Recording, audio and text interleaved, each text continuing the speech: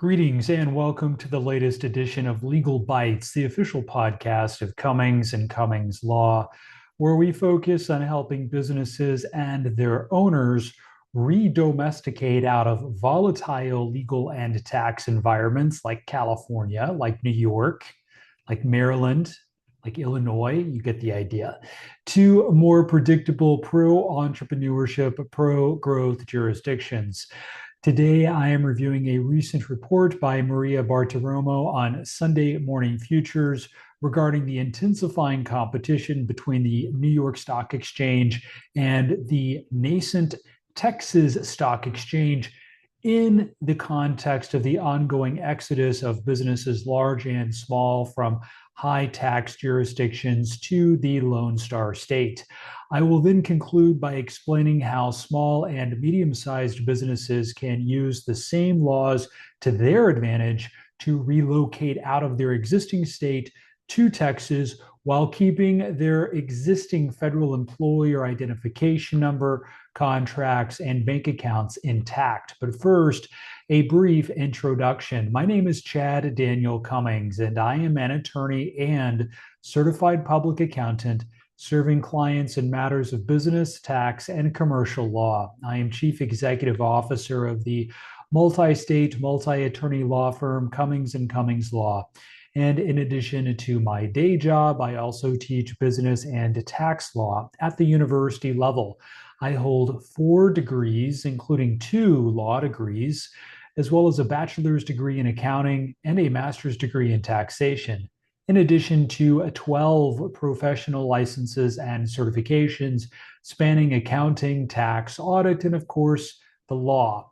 My firm website is www.cummings.law. Now, as you may know, if you have watched earlier installments of this podcast, Texas has built a new stock exchange, the Texas Stock Exchange, based in Dallas and pronounced as TXE, based on the acronym TXSE, went fully live on July 31st, 2026, with trading available across all listed securities. It is the first new major stock exchange to launch in the United States in decades. The TXE has raised $275 million from BlackRock, Goldman Sachs, my former employer, JP Morgan Chase, Citadel Securities, Charles Schwab, and Jane Street Group. All the A-listers are behind this.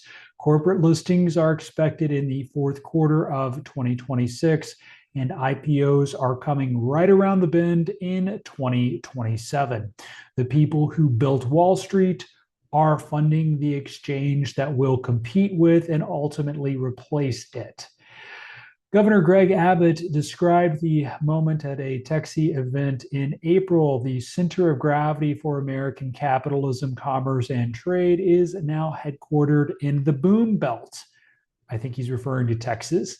And the Texas Stock Exchange is the natural extension of that trajectory. The region around Dallas has been coined Y'all Street. JP Morgan Chase, Goldman Sachs, and Charles Schwab have thousands of employees in the DFW Metroplex. Apollo Global Management chose Austin, Texas as its second headquarters. Citadel also relocated to Miami in Florida, another low-tax, pro-business environment. The financial industry that defined New York for a century or more is now evacuating and distributing itself across more favorable environments with no income tax, and Texas has the infrastructure to receive it at every level. Both the New York Stock Exchange and NASDAQ responded to the TXE announcement by opening their own Texas branches, NYSE Texas and NASDAQ Texas. Well, you know what they say, imitation is the most sincere form of flattery. That response only validates the thesis. If the incumbents believe the TXE was not a credible threat, they would not have followed it to Dallas. They followed it because the companies they list are already in Texas, and the companies that are not there yet are considering it. Texas has spent the last 2 years building the full infrastructure for corporate America. Let me be more specific. The Texas business courts launched on September 1st, 2024, with judges required to have at least a decade of relevant experience in commercial law. Texas Senate Bill 29 amended the Texas Business Organizations Code to codify the so-called business judgment rule, permit jury trial waivers in governing documents, and allow corporations to designate exclusive forum provisions. All of those are favorable for business owners. More than 25 companies with over $4 trillion with a T dollars in aggregate market value have committed to redomesticating out of Delaware in favor of Texas since June 2024, as I have covered in numerous earlier installments of Legal Bites. To name a few, Dell Technologies, ExxonMobil, Tesla, SpaceX, and Samsung Electronics have either redomesticated to Texas or relocated their headquarters to Texas, and now we have a stock exchange. Governance law, business courts, corporate domicile, a securities exchange. Texas is not asking companies to move. It is building the entire ecosystem and letting the math do the talking. Remember, Texas imposes no individual income tax. Most small and medium-sized businesses also pay no income tax in Texas. Contrast that with the former Empire State of New York, where the NYSE has operated since 1792, which ranks dead last on the Tax Foundation's most recent state tax competitiveness index. Meanwhile, Texas is in the top 10, actually positioned number 7 to be specific. Federal Internal Revenue Service migration data showed New York lost $10 billion in tax base from interstate moves in 2023, that being the most recent year for which we have solid data. The Citizen Budget Commission found that New York's shrinking share of the nation's millionaires cost New York State almost $11 billion in lost income tax revenue in a single year. The Texas Stock Exchange pitch to potential users centers on 3 pillars: greater transparency, competitive pricing, and the pro-business orientation of the state of Texas. For companies considering where to list, where to domicile, where to operate, and for the principals and stakeholders considering where to live, those factors now come with a stock exchange attached. Now, with this context in mind, redomestication, let me say the word again because it's kind of a mouthful. Redomestication is the lesser known legal process of transferring a company's state of domicile to a new state without dissolving it, without creating a new entity, and without triggering federal income tax repercussions, but only when performed with the strict formalities required by the Federal Internal Revenue Code, applicable Treasury regulations, and the statutory frameworks of both the destination and departing states. When performed by a competent professional, and that is an important proviso, the company will retain its existing federal employer identification number, contracts, credit history, and bank accounts. All of that to say there is zero operational or financial disruption, but only if you get it right the first time. That is why it is so important to work with a Texas attorney and save the DIY for home improvement. I have successfully completed redomestications from all 50 states. Yes, that includes New York. Yes, that includes California, all 50 states. And for limited liability companies, partnerships, subchapter S entities, and subchapter C corporations. So if someone is telling you it cannot be done, what they are really telling you is that they do not know how to do it. Now, foreign entity registration is simply not the same thing as redomestication, and those terms cannot be used interchangeably because foreign entity registration, also referred to as foreign qualification, does not change the company's domicile. In fact, it does the opposite.